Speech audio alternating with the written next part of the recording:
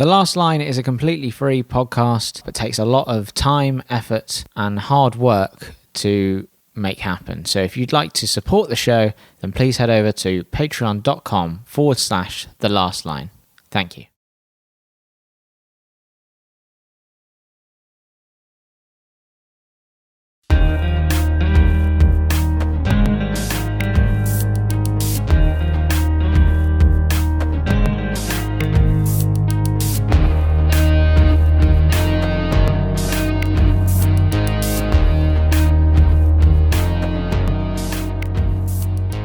Good morning, good evening, good afternoon, good whatever time you're listening to this podcast. My name is James Albarn and you are listening to episode 19 of The Last Line. A bit different this week. We have a double header, part 1 and part 2. Part 1 will be going out at the start of this week, part 2 at the end of this week. But who am I talking to? Well, you already know if you've clicked on this podcast, it's none other than Richard Porter. Car journalist, script editor for Top Gear and the Grand Tour, author of the book And On That Bombshell, Inside the Madness and Genius of Top Gear, which gives a behind-the-scenes look at the show's production for the 13 years that it was on air. He really doesn't pull any punches either about what worked, what didn't, what went on behind the scenes, some of the controversies that surrounded the show over the years. He also has a new book out called How to Be Formula One Champion, which is the first and only practical guide on how to become an F1 champion for the millions of Grand Prix fans who have always dreamed of making it onto the podium. Richard, of course, is also the founder of Sniff Petrol, the online motoring magazine/blog, and is the co-creator of Smith and Sniff, which is a YouTube series in which Richard and fellow car journalist Johnny Smith review cars and talk about what's ever on their mind, really. But it's fantastic. It's fantastic watching, and you should all go and check it out. And it's what we sort of start talking about, as you'll hear when we get to the conversation. So, why is this week's conversation in 2 parts? Great question. It's because me and Richard recorded for about nearly 3 hours. And usually I record for about an hour, and then you basically hear pretty much what's gone out, what's happened in that hour. And I try to keep the podcasts to around an hour so that it's easy for people on commutes. They don't have to pick up a 3-hour podcast. So I didn't want to cut any of our conversation, but I also didn't want to put out an hour-long podcast. So therefore, for the series finale, we have a 2-parter. So without further ado, this is Richard Porter.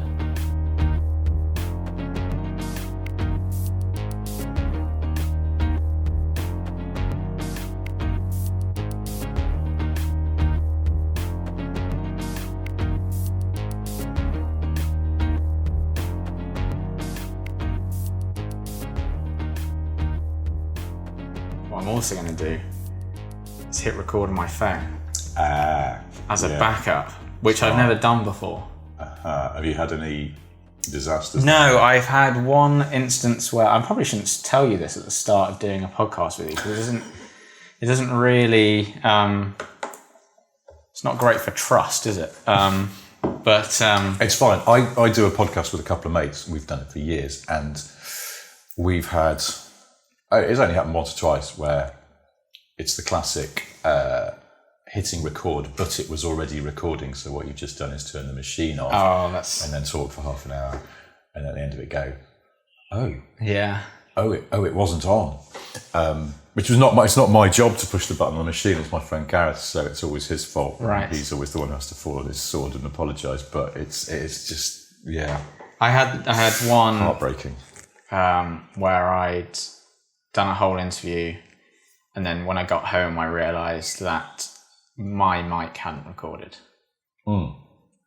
Okay. So it was fine because I still had like the key person involved. Yeah, you could drop yourself in perhaps? And luckily I could hear myself on his mic, but obviously if I boosted myself on his mic, it sounded horrible. So I just re-recorded all my lines that I had said in the same intonation and like dropped them in. But it was a bit of a... Yeah, you can't, it's difficult to go back to people and go, hi, you know that interview we did? Could we do it all again? Yeah. And could you make sure it's as good as last time as well? Because I really enjoyed it. It's just I forgot to record it. I'm so sorry. So, and then I was listening on the way to you on a podcast. I think it was like called Smoking Tire or something. Oh yeah, the American one, yeah. Yeah, I've done that a couple of times. And you were talking about, I think, because I listened to the second time you were on it before I listened to the first time you were on it, because I didn't realize you'd been on it twice. Yes. So I listened to the first time you'd been on the way here. Okay. And you were talking about when you got given a set of tapes once. Oh, to take on the tube? Yeah. Yeah. And that sort of nerve-wracking, horrible. Yeah. No, I didn't lose the tapes, but I fucking hated it. I used to go out of my way. I think I probably said this on the Smoking Tire. I did after that, used to go out of my way to avoid any responsibility for tapes because it's just too stressful. I can't think of anything. Because I can't even imagine how sick you would feel when you realised you'd lost the tapes, because you would have to go back. Well, you'd have to go back and shoot it all again. It may be impossible to do I had that experience, like again, not a great thing to tell you about my competency levels, but I was on like my first shoot for the creative agency I used to work at. And if they're listening to this, I'm not sure they even know this because I sort of covered, but that's fine. I was responsible on set for like transferring the footage on the cards onto a hard drive on the set. Got back to the office the next day and had realised I'd copied the same card twice. And I was like, well, it'll be fine because the camera guy will still have it. So I'll call him, and I called him, and he'd literally wiped that card 5 minutes before. Can you see my body language goes all a bit like twitchy because it just makes me, because I've been there. I've been there, not for sort of pro telly, but like I do a little YouTube thing with my mate Johnny, and I manage the rushes generally because Johnny lives in the sticks. That's what my laptop's doing over there at the moment. It's transferring some rushes to our editor, which takes forever, but it takes even longer for Johnny because he lives in the sticks and his internet's pretty weak. And I hate it as a job. I absolutely hate it because I don't think I have an ordered mind enough to do the whole sort of I'm not particularly, management. I'm not particularly organised with like files and. It is that thing of accidentally duping a file. You know, because they've got similar names, because it's all like sort of 0805 _ 4921 _ something, and you just go, oh God, I can't now. Especially if you're shooting multiple cards as well, because often they'll because it will be the same numbers, because it's like card 2 and card 3, and it'll be like 1 2 3 4 5 1 2 3 4 5. Yeah. So you just go, that looks about right, and then from then on, I was always like, right, transfer a card, put it into Premiere, check you've got everything. Right, then back up again. Oh, it's horrible. It's absolutely horrible. I don't, because one of the weird things about it's not weird. It's just the way that things have gone. But the evolution of the way TV's made, that you've always got at least one dit on a shoot to back everything up. And I was just thinking, that looks like my idea of a nightmare job. Being responsible for fucking little cards as well. Where's it gone? Oh, I've dropped, which we always do when we do our YouTube thing, because we do it around cars. So we're always filming in cars, and pretty much every time we film, we drop a memory card down the side of a seat in a car, and they're very hard to get out again of a lot of modern cars because they've got electric seats. So there's a whole mechanism that you've got to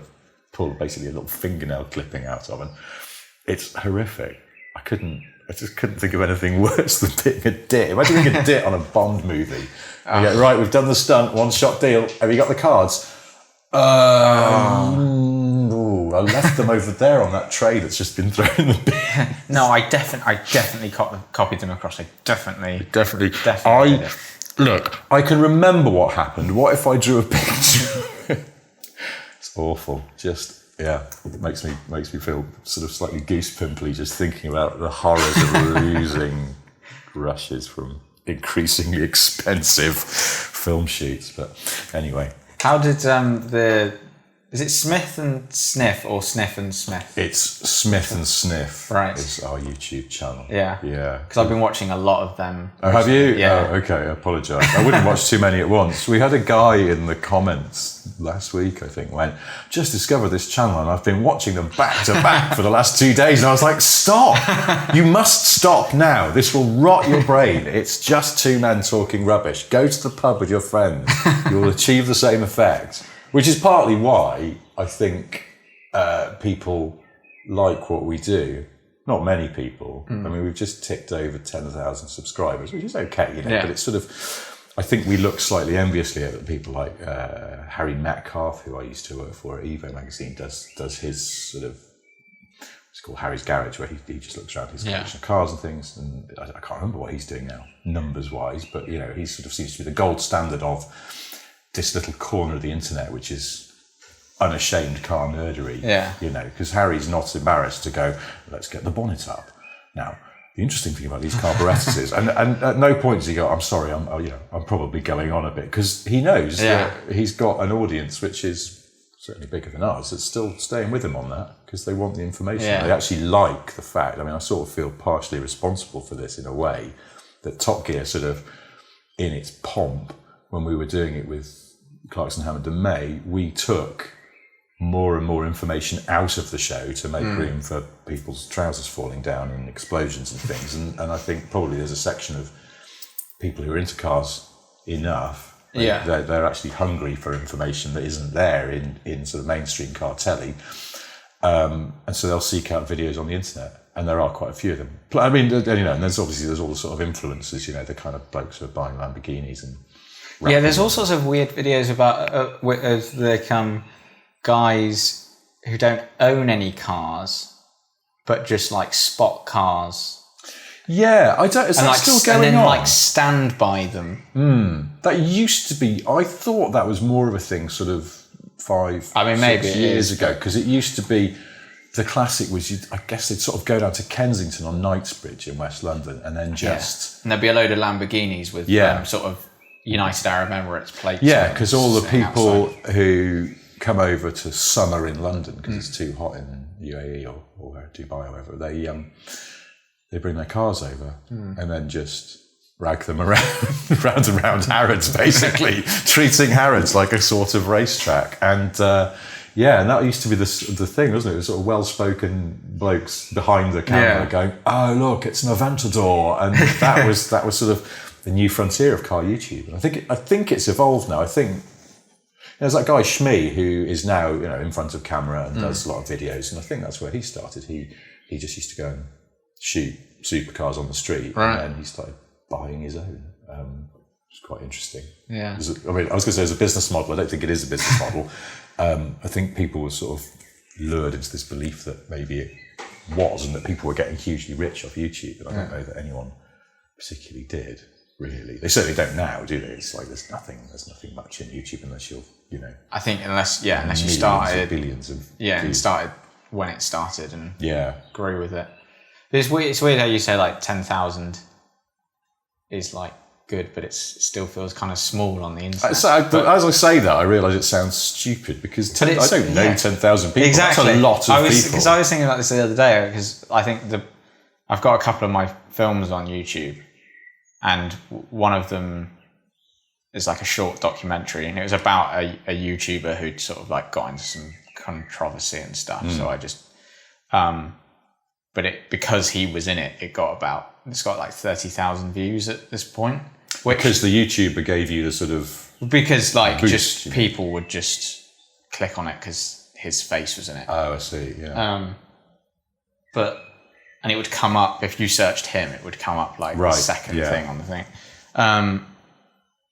Which I don't know how happy he would be about that. But it's an interesting technique. I might try that more often. Yeah. Just put a picture of like, I don't know. I was going to say the Duke of Edinburgh, and of course that's no good at all. I don't think people who look on YouTube are going, I hope there's more Duke of Edinburgh content out there. Can't get enough of the old DOE. But, you know, put a picture of like Mariah Carey naked as the title of the video, and then people click on it and go, oh, God, it's just two silly old twats talking in a car. There is a guy who's like, you know, these like van lifers who go and live in their vans. Oh, yes. That they've like converted. Yeah. But they're usually sort of like Instagram model looking sort of women in bikinis a lot of the time. Mm-hmm. There's this guy called like Dave 2D or something. And he's like a van life guy. So he lives in his van, but he's the most sort of sarcastic and bitter person about all the other van life people. Oh, okay. So he'll sort of critique these van life videos where there's these sort of Instagram models running around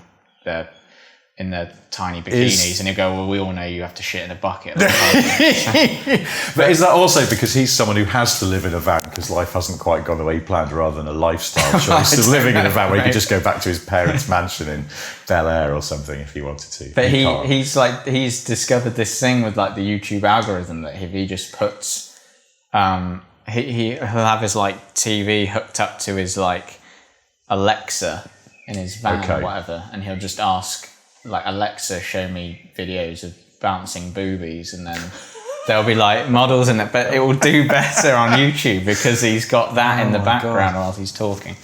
Really? But then he gets distracted because he starts then watching it's quite funny.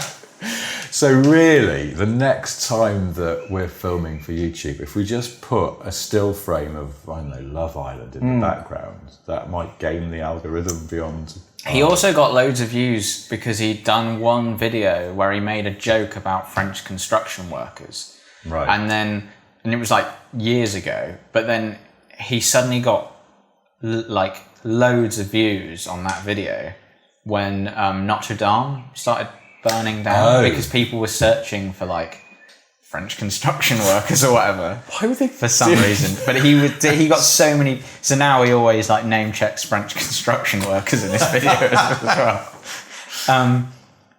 What was the point I was getting at? Yeah, but like 30,000 views still sounds quite small on like YouTube thing. But then I go, that's a lot of people. If 30,000 people turned up to a gig, you'd be like, this is amazing. If there were 30,000 people in this room, we'd suffocate. I mean, admittedly, like probably half of it is probably just my dad rewatching it, but yeah, maybe. And I don't know, are they? I actually don't know this. Are there bots that are doing this on YouTube the same way that sort of other social media channels sort of prey to robots and all sorts of things? Like deflating my dreams at 30,000. Oh, don't worry. I'd be really happy with 30,000. I mean, our videos usually sort of they rocket up to about 5,000 now. We're probably doing the first week for an average video, but then it plateaus spectacularly, and eventually it'll sort of crawl and creep up to maybe 10,000, which 10,000's a lot of views if those are genuine, and I don't think you can ask for much more. I think there's probably, depending on what you're doing on YouTube, there's always going to be a ceiling on your format, and I think our ceiling is about there. It's never going to really sort of cut through in the way that,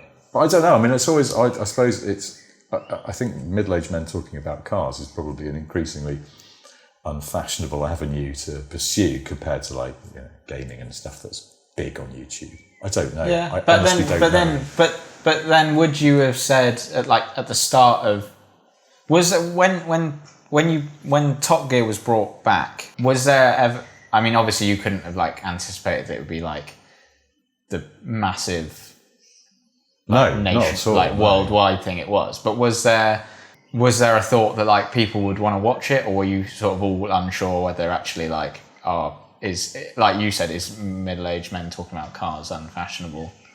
It was probably less unfashionable in, when was that, 2002? Yeah. But I think we probably just wanted to make a decentish show, the best show that we could make, and hope that it was, I can't remember what our sort of hopes and dreams were in terms of viewing figures. Also, it was 17 years ago, pre-Netflix, pre-video on demand of any sort, and people did used to just watch telly. And so viewing figures would be a bit high. I think we sort of thought we'd be happy with 2 million, but that was actually quite lowly back then. And we ended up sort of, what were we doing in the UK? 7 or 8 maybe. I think we got to 9 for the episode after Richard had his accident, and those were pretty solid numbers. It's sort of anything that got into double digits was sort of X Factor, or probably some of the soaps on a good run. And I think we set our ceiling at 2 million because we thought, any more would just be silly. There's not that many people who want to watch these things about cars. And also, when we started, it really was about cars. I apologise for my dog, by the way. Right. She's a total attention seeker. It's as if she never gets any attention here at all, when in fact she gets loads, don't you? Yes. We didn't. I don't. That's the thing. Our ambitions weren't that lofty. I know that, because we just thought, well, we'll do the best job we can, because there seems to be, room in the world for. And it's on BBC Two. There's a funny sort of psychological thing about the difference between BBC Two and BBC One. It's like you're allowed to be a little more obscure on BBC Two, a little more niche interest. And the viewing figures are naturally lower on BBC Two. And funny enough, later on, when Top Gear became more successful, there were some vague rumblings within the Beeb that we might get moved onto BBC One.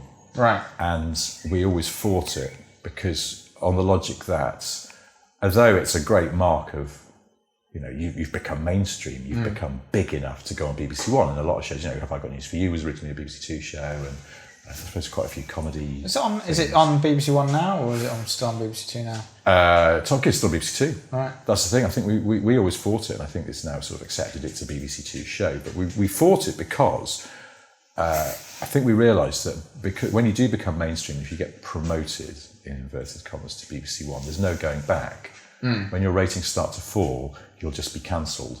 Right. That's what happens to BBC One shows. They're the big league. Yeah. There's no room for failure.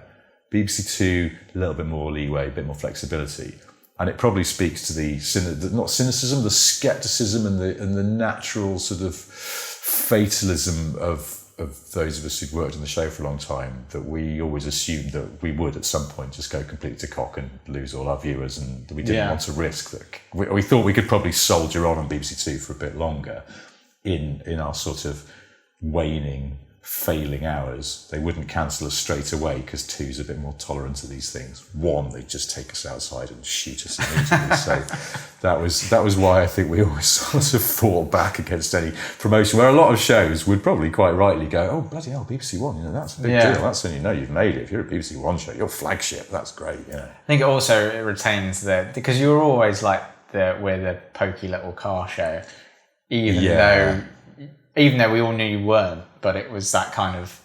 There's a sort of, I suppose self-deprecating was part of the attitude of Top Gear. It had to be the pokey motoring show.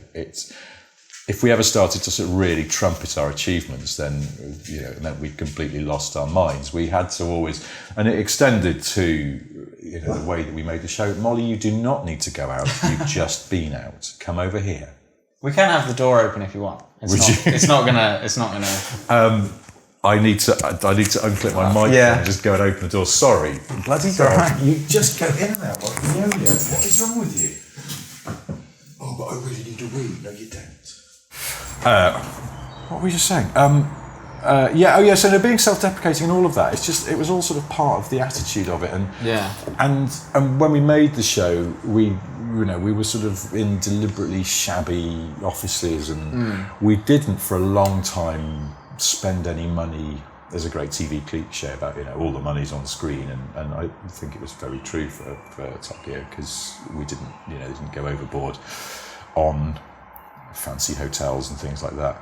Latterly it did. I think that's probably why the show didn't. I was still quite proud of some of the stuff we did towards the end of our run, but I do think there was a sort of heyday when we were just doing our best work and still surprising people, and it coincided with us staying in sort of hotels with unsightly stains on the carpet and a funny smell in the bathroom, and no real airs and graces, and catering on a shoot was just one of the runners would go to a petrol station and just get the shelf of manky sandwiches and just scrape it all into a basket and then come back, and a mountain of crisps. And as we got a bit bigger, and more successful. The one thing that was acknowledged was that the presenters were now big stars, and although they were never super starry, they did start to just get spoilt a little bit. Right. They got spoilt, in fact, by doing the Top Gear live shows and going around the world, getting treated like rock stars. Yeah. Because the live show people who were not part of the BBC used to go, "Is there anything you want?"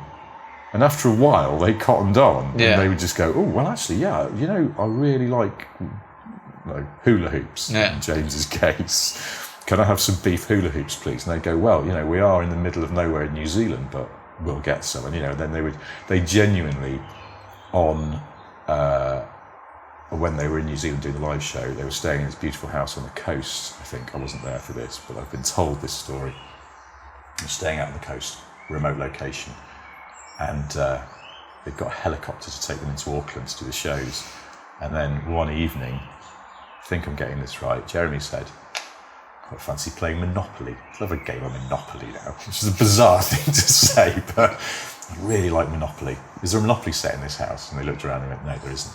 "Don't worry, we'll go and get one." And they sent the helicopter to go and buy a Monopoly set. And he'd just go, even Mick Jagger would go, "Well, that's a bit excessive, isn't it? What are you doing?" And it was that kind of thing where the live people didn't blink about that sort of stuff because they wanted, they wanted the talent to be happy. Yeah. Whereas we at the TV show for a long time were more of that slightly sort of puritanical BBC attitude of, "Well, we haven't got millions to spend, come on, everyone's just got to pull their weight, and we're all going to stay in this grotty hotel and we're all going to eat crisps together." And it was a little bit more, modest. Right. And then gradually, very creeping thing, but I think the presenters got so sort of spoilt by the live people, they started coming back to the telly show and going, "Next time we go on a shoot, can you make sure that we've got plenty of cans of Fanta or something? Or that I only drink Diet Coke." And it's like, "Okay, yeah, all right, calm down, Mariah." And then but just enough. They were just getting enough of a taste of being treated nicely, which they were talent, they were stars, they are stars. It's sort of not unreasonable. I think if we'd been at imagine if we'd been an American broadcaster, they'd have been treated like that from the off, because that's what they do, and they'd have been credited as executive producers. And I went on a shoot in the US for a US show once, and I was staggered that everyone got given per diems. You get a wedge of cash for the day. That's your spending money. What Australians would call your walking around money. And I was like, we're getting given cash. This is not coming out of our pay packets. This is just cash money that you get for being here. For being here in the middle of nowhere in the California desert, where you couldn't then walk to a shop and go and buy something. I mean, I think I ended up giving my money to one of the runners to go and buy me some fags or something. But, it was astonishing to me that you just got actual cash money just for being there, as well as your pay, because none of that went on in our world at the B. It was all quite modest. So when you've moved to the Grand Tour now, have you lost that sort of? It's a bit more. It's a bit more lavish. Grand, yeah. It's. I mean, I don't want to make out that it's exactly sort of Hollywood movie spec, but I suppose it's just there are some harsh realities that come with it, which or the reasons why things are maybe a little bit better catered and things. And part of it is that the presenters are getting old and tired, and also, of course, with the Grand Tour, it's made by their production company, so technically it's their money. Yeah. So if they say, "Can we make sure that we stay in a nice hotel that night that we finish driving across the desert because we'll all want a shower," which is fair enough. In the BBC days, there'd have been a lot of, the only hotel. I mean, it's £107 a night. That's probably more than we're allowed to spend under BBC rules. So we've put you in the Lithuanian equivalent of a travel lodge. Apparently, it's reopened since the murder, so you'll be fine. and we would all sort of suck it up. And there has been a little bit now of an acknowledgement that it's real money, and it's their money. They can do what they want. And so the hotel's got a bit nicer. And one of the changes, and it's an entirely practical one, is they have a PA now. And it's shared between the three of them, and it's someone who usually does other stuff on the team. But what it means is you've got someone who is just there to look after them. Because on a shoot, you've got the director's busy directing stuff, liaising with the film crews, and the runners and researchers and the producers are all probably thinking ahead to what's going to happen next, what they need to do, anything that pops up, a car's broken down, right, what do we do next? Is it fixable in the field? And all this sort of stuff. They've always got something on, and the presenters often find themselves just standing around. It's why they all used to smoke, as a lot of people in TV used to do. And it's, apart from anything else, it's just a boredom reflex. So much standing around on shoots, as you know, and these days they don't smoke, and they have someone who's there who can at least go, would you like a can of pop? Hula hoops. Yeah, would you like a packet of hula hoops? Still hula hoops. And it's just reminded me as well, there's a great story about James May, who, as you'd imagine from his on-screen persona, is a sort of mild-mannered sort of bloke. And he really is. And they started, when they realised that the people who put on the Top Gear live shows were spoiling them, and nothing was too much trouble. Once they realised they would send a helicopter to go and buy a board game because of an idle remark that one of them made, they started to take the piss a little bit. And on one occasion, a radio message came through to the man who was in charge of the whole live experience and owned the company that made it, in a stadium in South Africa. And he was at one end of the stadium, and the presenter's dressing room was at the other end of the stadium. And he got this radio message: you need to come now. A fight's breaking out. James and Jeremy are fighting. It's terrible. You've got to come quickly. I'm not playing fetch with you now. Dog, get your own podcast. And so this guy, who was quite a portly man, ran in South African summer heat, the full length of this stadium, the kind of corridors underneath it, arrived at their dressing room, ruddy-faced and sweating, to find James May standing there. And he went, what's the problem? And James went, Jeremy stamped on my hula hoops. And there was a crushed packet of hula hoops on the floor, and Jeremy was standing there going, yes, I did, because James was being annoying, and then sat down again. And they were just messing with him. Right. They were just winding up to see if they could make this guy who owns the whole company come to their beck and call on a tiny matter. So they got the security guard to radio him just because Jeremy had stamped on some crisps. Molly, you need to wind your doggy neck in. Okay? You're trouble. Don't bark. I don't know why I do this. I always tell the dog not to bark as if the dog can understand me. It's ridiculous. I've been caught in public. Like, the dog, she doesn't like getting in cars, particularly.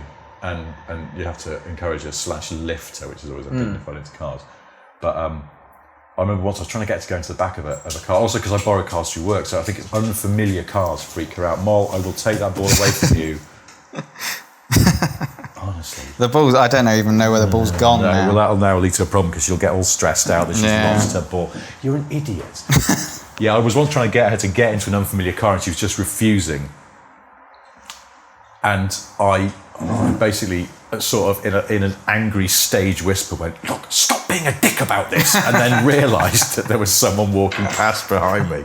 And I got busted calling my own dog a dick. It's here, Mol. Look, here's the ball. This is not helpful. Take it away. Go on. I don't know why we have you on the team. You are just a constant disappointment. The other one I sort of got busted in public as well, going, once again, you've embarrassed me. Which, like a sort of peevish married couple having an argument after a dinner party, but because I can't remember what she'd done. Look, you can have this back, but for God's sake, just take it outside and stop bothering James, because it's really annoying.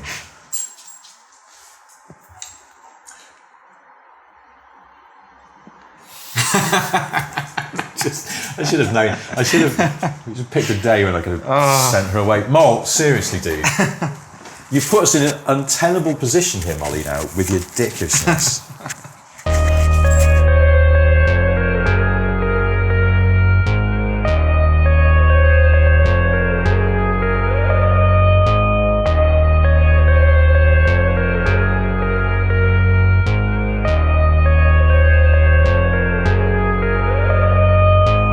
Sorry, where were I don't have a clue. I'm not sure where we were now. Dogging Today podcast? No, actually that sounds wrong. Dog management. I wonder if there are podcasts about dogging. Someone just sent me a link to. I bet there are, because there's podcasts about everything. Someone sent me a link today to a podcast. They went, I bet you'll like this, and it is about cattle management or something. But I think actually it's a comedy podcast. That's just the name of it. But I looked at it and went, why would they think I'd be interested in that? There is a podcast the comedian Richard Herring does, where he does a couple. He does his Leicester Square Theatre where he just interviews people.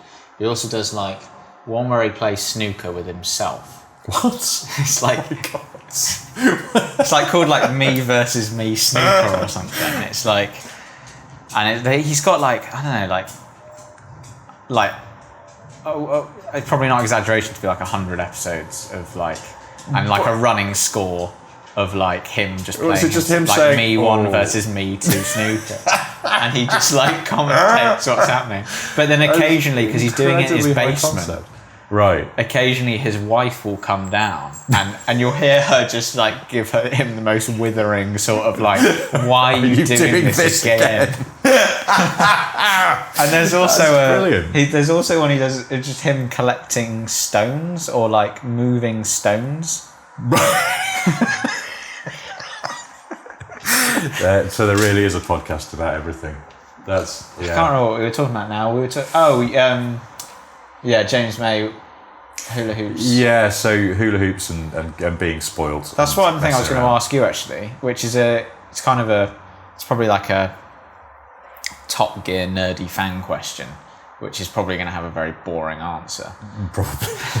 But do you remember, well you will remember because you wrote it probably, the whole Dacia Sandero saga. Yeah, one of my favourite things. And James and I used to come up with those and the setup of the, I'm going to say gag in inverted commas because I don't ever think it wasn't a gag. It was I don't know. I mean, that's the thing. It's sort of one of those things that's not funny, but by repetition, it's sort of, you almost force the issue until people go, fine, if I laugh, will you stop doing this? But we used to have to, every week, I think some weeks they probably got cut out. Well, for one series at least, we tried to do it every week because the idea was, running gags don't work unless you do them all the time. Yeah. But James and I used to get the Dacia Sandero press pack and sort of comb it for more arcane details so that he could do the whole good news setup and then say something spectacularly boring. And I think it got to the point where we had to ring Dacia and go, have you got any more information about the Sandero? Which fortunately, they were really down with it. They understood that what we were doing. They were like, you keep mentioning our car on the TV, so, we're not going to try and stop you. And they sent us over some more information. Or I think they might have even had to contact their head office in France and go, or in Romania and go, could you translate some more facts about the Sandero for us? Because it's a long story, we won't try and explain. There's a TV show here that's doing something a bit silly, but it'll be fine, don't worry about it. The one thing that really confused me was when the adverts came out and they were pronouncing it Dacia. Yeah, that's one of those things, it's very hard to know, because Dacia is how they say it in Romania, so that is the correct way of saying it. But at the same time, I suppose you can accept that sometimes we anglicise things, and we wouldn't go, I'm just off to get the Eurostar to Paris, because that would sound pretentious. You can say Paris. That's the although some people do that. Some people do that. Especially, but it's only French that I have a problem with people doing. Oh, what about Italian though? That's a good point. Think about people ordering in Italian restaurants and they'll put a sort of massive flourish on things like, I will have the penne arrabbiata. And you go, why are you saying it like that? You're not Italian. But you wouldn't go to a Japanese restaurant and do the same thing with a katsu curry. Wagamama. Why are you doing a Japanese accent? That's actually quite offensive, what you're doing there. No. So yes, Dacia is the proper pronunciation, but unfortunately by then we'd already gone down the Dacia route. In the same way, there's actually quite a lot of car companies where their correct pronunciation from their native country is not the way we would say it. Right down to Peugeot, I suppose, Peugeot.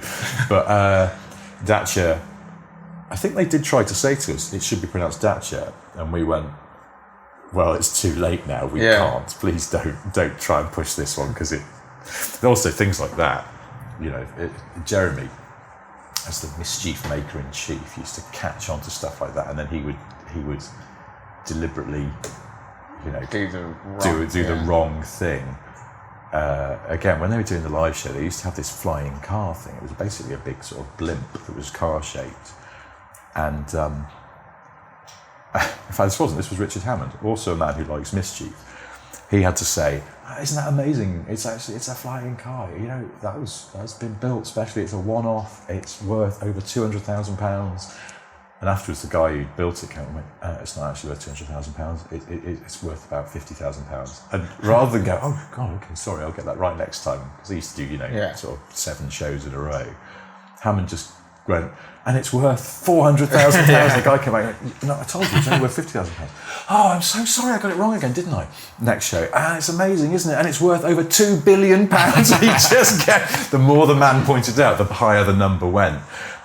Just out of sheer childish bloody-mindedness to be silly, which was something that I think underpinned an awful lot of what we did, which, as I'm saying it, I think, God, that sounds so petty and infantile, but that was also what underpinned the show. So my question about the Dacia thing... Oh, sorry, yeah. That's all right. Was the kind of the whole joke sort of ended with he got presented with one. Yes. That it was like as if it was his Dacia Sandero, and then it got crushed by, I think it was like by a truck or something. I think a lorry reversed into it. But I remember watching it at the time and thinking he looked genuinely like sort of crushed and angry. I didn't know if he knew, obviously it was set up, but like whether he knew beforehand. I think he must have known it was set up. I suspect, I can't remember, but I would suspect very strongly that he'd driven the car by then. He loves cars like that, simple, cheap cars. Yeah. So he'd slightly fallen in love with the car, and that's why it pained him to... He probably, knowing James as well, because at that point you couldn't get the Sandero in Britain. Right. And he was probably thinking, I can keep that. I can keep this because the production's bought it. Yeah. And I can just take it back to Hammersmith and I can drive around in it, and he'll be really happy with that. And then the realisation that it was going to be written off by a lorry, probably did make him... I can't remember his face there, but if he looked genuinely quite crestfallen, they're not that good at actors, Well, that was the thing. He was like so convincingly like angry that it just looked like... It looked like it wasn't one of those things where... I suspect that's it. James had become quite fond of the car, and as a man who loves cars and has also, more than the other two, has a sort of mechanical sympathy and doesn't like wanton destruction very much. It probably did genuinely pain him. I wouldn't be surprised. Probably out of all of them, he's the one who's bought the most cars that we used on the show. Actually, I'm trying to think now, because they've all bought cars at various points we used on the show. But he's probably bought, 2 or 3. I mean, Hammond bought a few as well. They both have a bit of a disease where they can't stop buying cars, and so yeah, that's the thing. He gets attached to cars. So I'm sure the pain is real. There's a chapter in your book where you talk about like the sort of frustration with people saying, "Oh, it's scripted," when it's like, yes, clearly, because everything is scripted in some way on television. Yeah. And I just sort of wanted to ask you about that, really. Well, I know what people mean when they go, "Oh, it was too scripted." It's a synonym for too set up. Yeah. And I don't think people object to that per se. I mean, for example, you remember we did a thing with the Reliant Robin where Jeremy drove around Yorkshire and kept falling over. And I loved that film. And I thought we got away with it because we didn't ask people to believe it was real. Right. We just said, it was quite obvious from the off, this is all a setup. It's a bit of a gag. What we did do, we were very careful about this, was there was actual information in there. No one remembers it, I'm sure, but if you go back and watch that film, you will learn some stuff about the Reliant Robin and its heyday in the 70s and why it sold and all this sort of stuff. It's a bit like there's that film where I can't remember, I think I don't know if it was about caravanners, but you were like, or it was the type of people that would buy a specific car, and you sort of kept buying stuff and then like throwing it away. Yeah. I mean that, in terms of sort of the, if you like, purity of the concept, I think the Reliant one was fine because although there was information, it was, the information was tucked in there, like you put medicine into dog's food.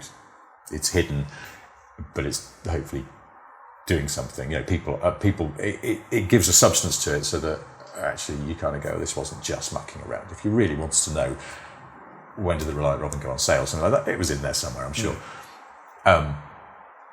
But we were also inviting you just to take your brain out, pop it on the coffee table, and just sit back and enjoy this. It's basically arsing around. Whereas those caravanning things, you know, that was actually sort of arsing around, thinly pretending to be consumer journalism, right? Because we were trying to find the best of those cars, which I suppose at the end we sort of picked a winner, but at the same time, you know, that when they just kept buying things and immediately throwing them away, that's one of those sort of classic things that Clarkson liked to do, which is it's sort of observational in the same way he would do it in his newspaper columns. He's making an observation, something he spotted, that people with those kind of cars seem to be constantly at the recycling centre. And, you know, there's some truth in it, I guess.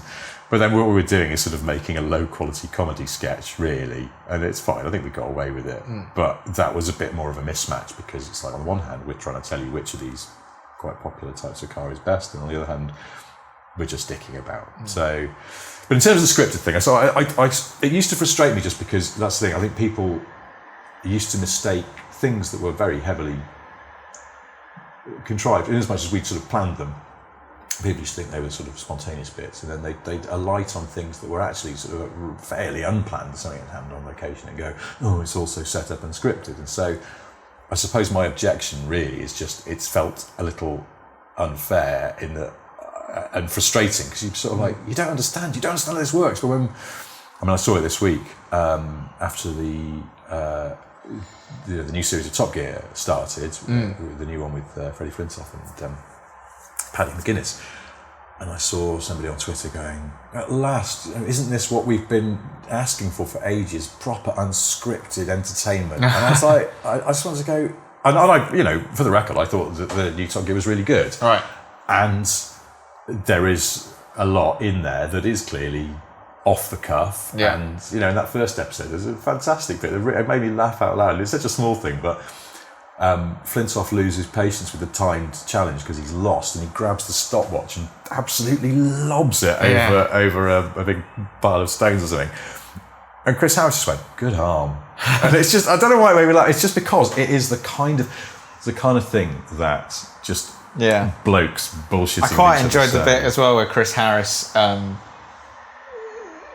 McGuinness was driving. He said, stop, your car's on fire, on fire. And then Paddy McGuinness just stops and then realises That's an interesting one, because I was looking at that. There's some bits in there where I was thinking, now I am pretty confident knowing whether that was written or that things are written. Yeah. You know, and there's a great case in point. I don't think I'm giving away any trade secrets to say that the bit where Chris is in the car and he goes, you know, just muscle memory brings it all back. I think I could drive this thing blindfold.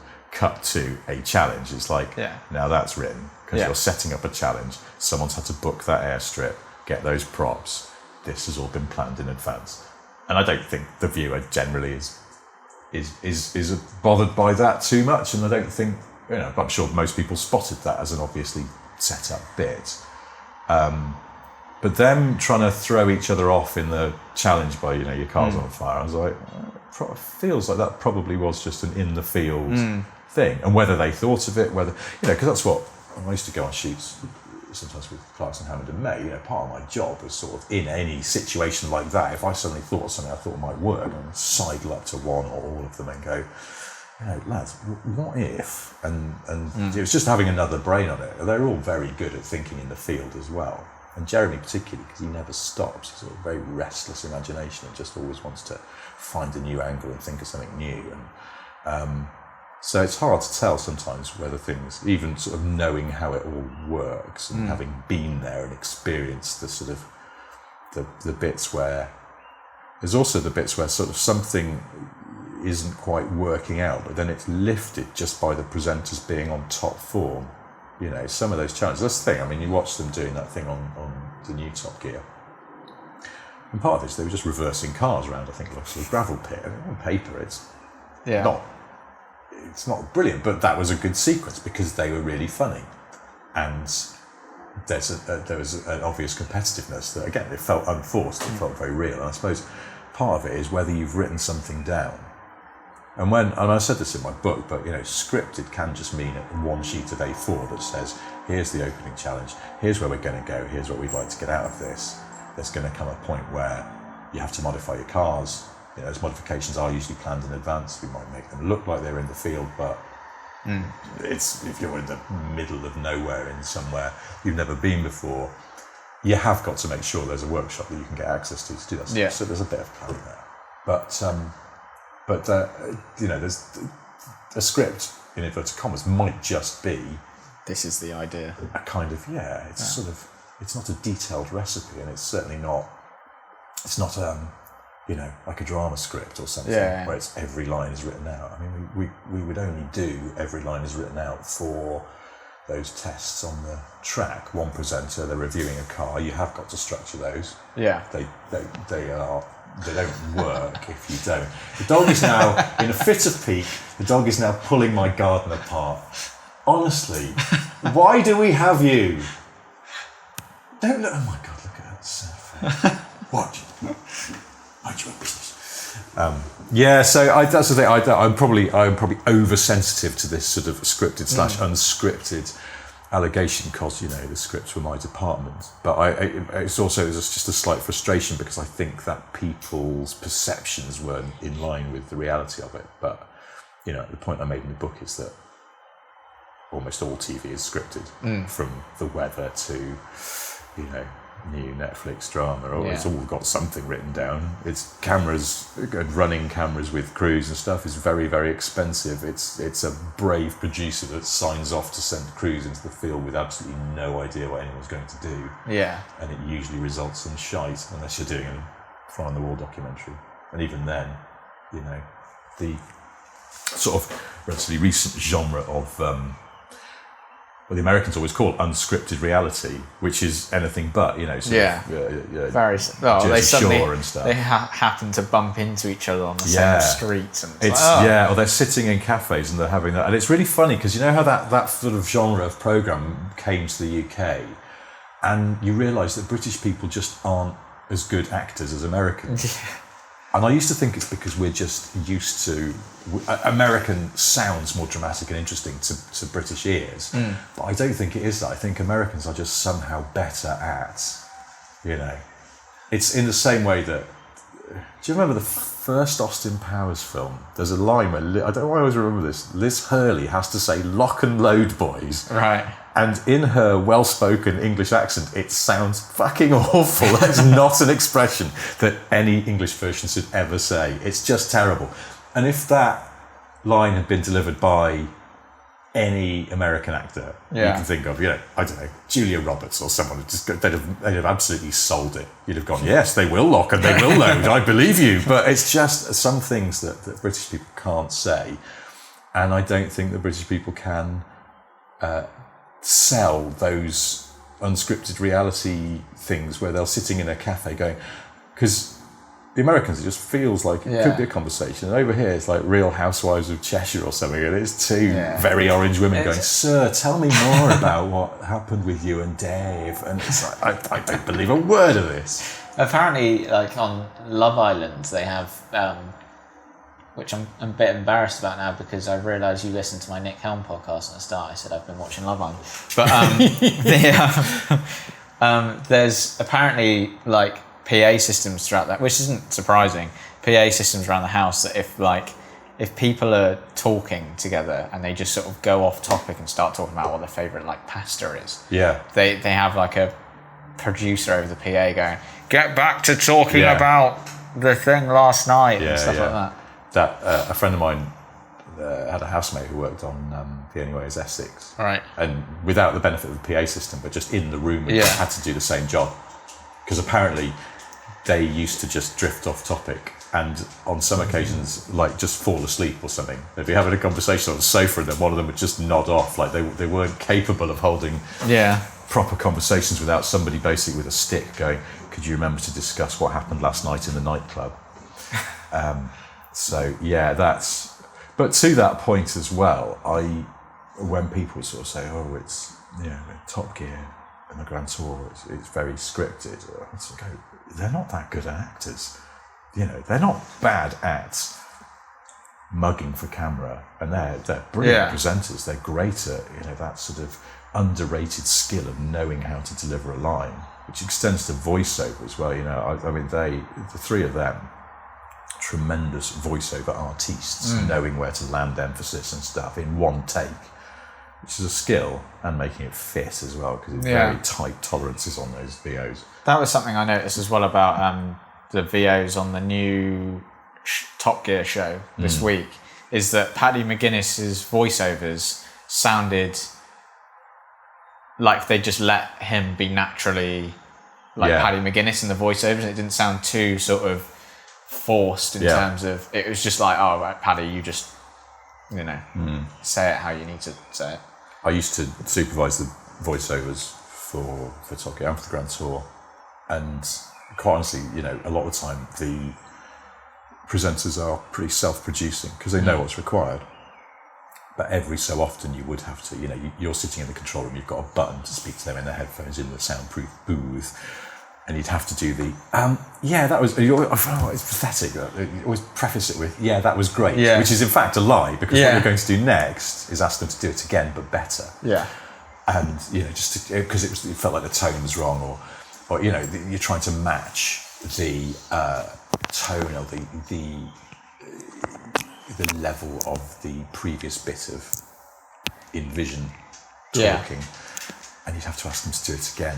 And I just used to hate doing it, because it felt like you were basically going, "You were shit there," which, and knowing that they're not, and in fact they'd done sort of the previous 50 lines incredibly well. You just had to ask them to do one more. But I didn't really enjoy having to do that. And it was rare. They were very good. They are very good at doing all that stuff. It's not the full it's the thing, Toast of London. You've seen that Clem Fandango. Yeah.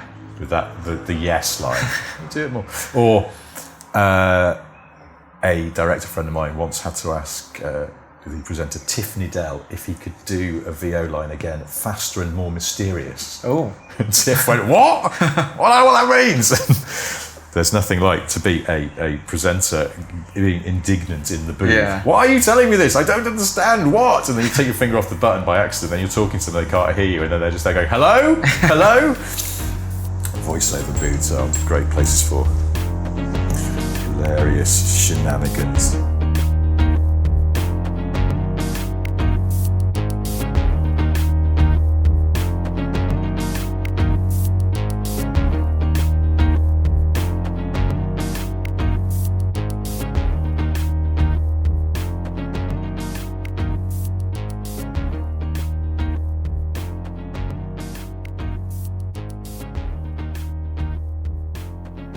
So there you have it, Richard Porter. My thanks to Richard for taking part in the show, and please do come back on Friday of this week to hear the concluding part of my conversation with Richard Porter. So until then, thank you for joining me. I've been James Albarn, and this is The Last Line.